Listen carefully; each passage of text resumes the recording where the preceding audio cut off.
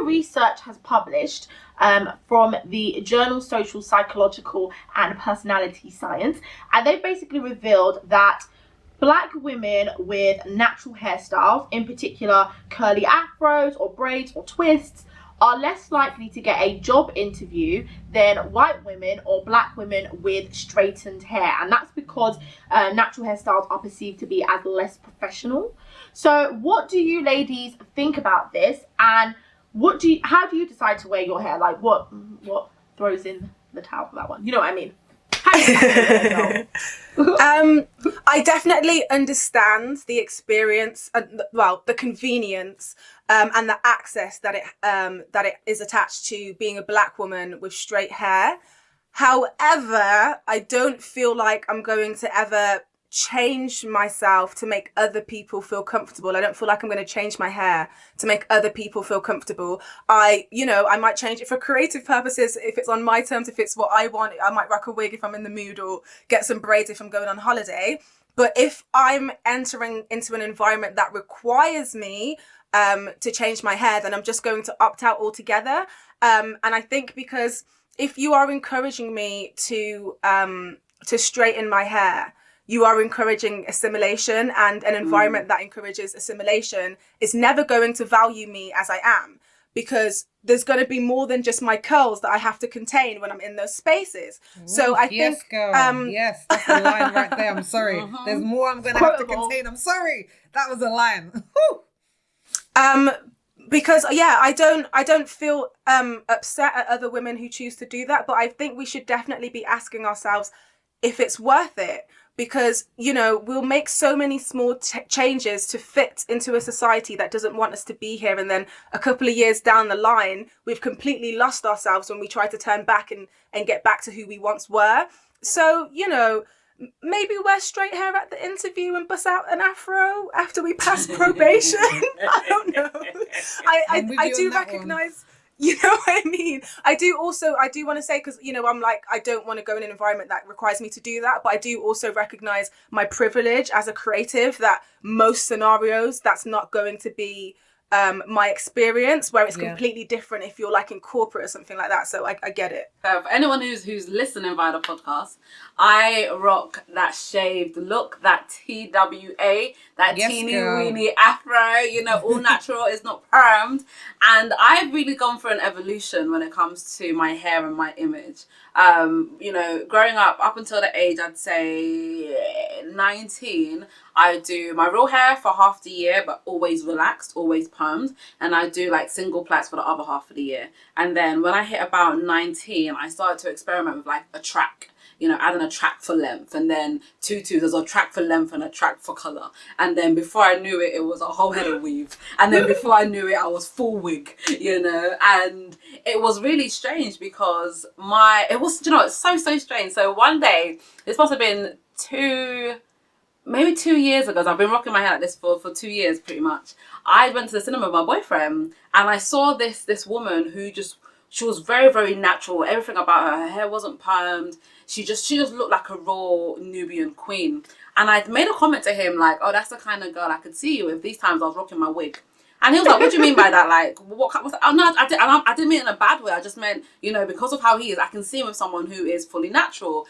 And 2 I decided to cut my hair, and these two had no correlation, because if he had ever told me, oh, cut your hair, it would suit you, I'd be like, what are you trying to change me for? I love wig life. But it just so happened that the truth of the matter is, guys, I had a wig that I loved, right, but it was so expensive that I tried to recreate it with cheap hair, and the hair was just whack, right? And I kept on having to spend money on this fake version of this wig. And my sister said, why don't you just try and cut your hair like this? And I was like, true.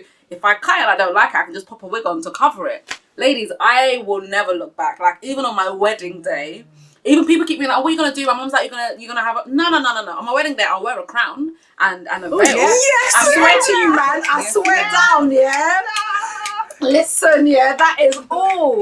Like, I can't imagine life any other way. And I don't know why it took me so long to do this.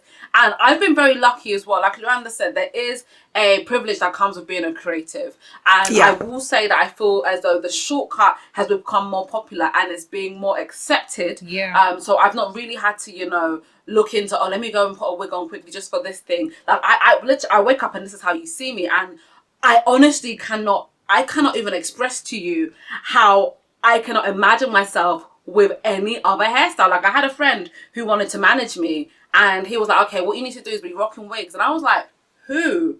Like, you want to change me? Like, and it's just, honestly, and that's the thing. Listen, I'm still team wig. Like, when I see girls with a wig, I'm like, yes, baby girl, slay them baby hairs. Like, I'm not mad at you. I'm not one of those girls that are now natural and it's like, no, if it's natural or nothing, man. Why is she doing it? No. Females, do what you do. Like, I love to see it. For me personally, unless someone's paying me for a shoot, there ain't a wig touching the scalp. And that's that. Girl, go ahead with it. I think that I think, like you said, it's now becoming more acceptable to wear our natural hair, because I remember when I was growing up, because I see my nieces now who are like 15 and 11, and wearing natural hair is just accepted. Whereas for me growing up, when you went to secondary school, that was like the time when you get your first relax, or maybe earlier, and it was a rite of passage. Like, now I'm going to be grown up because I'm going to have my hair straightened and things like that. But I really like this wave back to kind of owning our natural hair. And for me, I don't wear my natural hair. My hair's natural because I wear wigs. I love wigs. Because I like the ease of it. I like being able to just put it on and go. Now, if you have a small afro like Linda, it's not a lot of work. But natural hair can be a lot of work, and I don't like the time and the effort for me, like doing like the Bantu knots or this and that. So that's why I've steered away from it. But I think that we can never catch a break sometimes, because if it's not the fact that our names don't sound European and we have to send in more applications, then we have to get past the nepotism because someone is hiring their friend's son who's come out of a top university that they got in because they were going to pay for the West Wing. And then now it's like when I turn up to the interviews, I might not get it because I've decided to wear my hair how it grows out of my head. Like, say that again. It just feels like we cannot catch a break, and there's all these hoops that we have to jump through just to get the job, which they tell us our education qualifies us for, and it doesn't. So I'm very much with both Linda and Luanda. Like, if you want to wear the wig, wear the wig. If you want to wear the wig to get the job and then you're going to bust your afro, do what's best for you. But just, do the hair choice that you feel comfortable with. Yeah, I 100% agree, Sophie. I was going to say, like, my hair journey has been a long one, and I am... Like, I work in offices and have worked in offices, you know, and so when I'm going for interviews, I am conscious about, oh my gosh, what hairstyle do I have? Because I'm the person that, you know, my hair changes from week to week, and I think we've seen it through the episodes. It will just change from week to week, and so it's like, I'm like, oh my god, like, what hair should I wear? And, you know, sometimes you'll find that I will go with, I've got so many different wigs, but I have a little wig that's like a kinky blowout texture wig, so it still has a little bit of texture to it. It's not silky European, but it's straight enough, so I'll cover that into the interview, right? And then after that, when I get the job, I'll change my hair according to how I continuously change my hair, and that comes with its own barrel of things, because I've had people, when I've turned up with like my big afro, I've had people say, oh, your hair's so crazy and wild today. I'm like, girl, it is not. I have made sure that my afro is on point, looks good, and everything is fine. Or they'll be like, oh my gosh, you changed your hair. I've spoken about it before on the show, that one time I got twist, and I did a like blonde and black twist, and I had a group of women swarm me to try to put their hands in my hair. Like, I've had all the hair drama in an office that you would have no idea about. Like, it's just been so insane, and I could see why some people may feel the pressure and be like, do you know what, I'm just going to wear some straight hair, I'll wear a straight wig, that's the only hair they're going to see me in 9 to 5, so I don't have to ask any questions. Because when I first started working in the office, that's what I thought, but then I just said to myself, I can't just keep containing myself, like Luanda said, I can't do it, I just cannot. So it's like, you know what, if my hair is going to change every week, that's what it's going to be. If you have questions about it, as I said before, a couple episodes again, I'm going to ask Jill about how she got her ponytail like that. Because your mate Jill. Because I don't ask questions about your hair, so I don't need to ask questions about mine, and that's how I feel. And now, you know, obviously my hair's straight today, but I am a naturalista, you know, I've been natural for about 3 years, you know. I did a big chop like Linda, and then I grew it out. And I wear my hair whatever way I want to wear my hair. I do understand, though, that there are certain hairstyles that I wear that garner a different kind of attention from people. That's the best way I'll explain it. Yeah. So if my hair is straighter, I get so many compliments. Oh my gosh, your hair looks so nice, so nice. Oh my gosh, oh my gosh, oh my gosh. And then if my hair, for example, if I'm wearing like one of my little curly wigs, then I'll have like a lot of men approach me like, oh my gosh, because they think the curls are exotic. And so I've just grown up knowing that my hair garners attention from different groups of people, and I can't focus on what they're doing. I can only focus on what Anissa likes and what Anissa wants to change.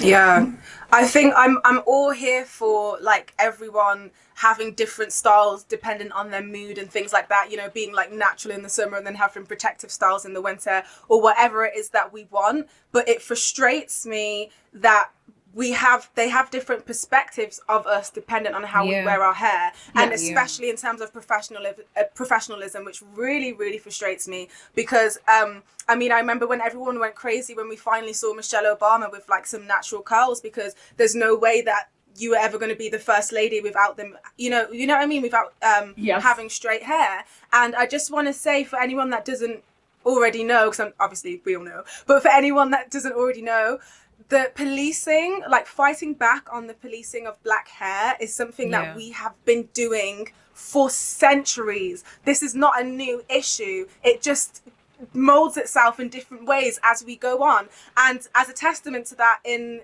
1786, there was the start of the tie-on laws, because there was a lot of free black women walking around with their natural hair, and it was gaining attention of like French and Spanish and American and English men. And that was seen as a threat to the Caucasian couple. So by law, black women had to wear their hair in wraps as an attempt to conceal their beauty. So whilst we're dealing with all of these things, whilst we're trying to not let the way that we wear our hair affect our success and our accessibility, we also have to watch the same things that are condemned on us be celebrated on white people. We can see a white person attain some cane rows if they want to acquire a little bit of edge.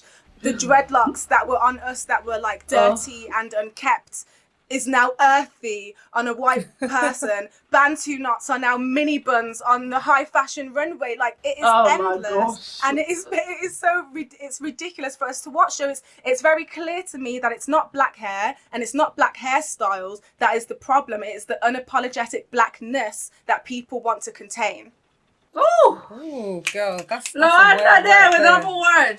That's a word right there. But she's right. If you deep it, you're absolutely right. And I think it's sad. It's tiring.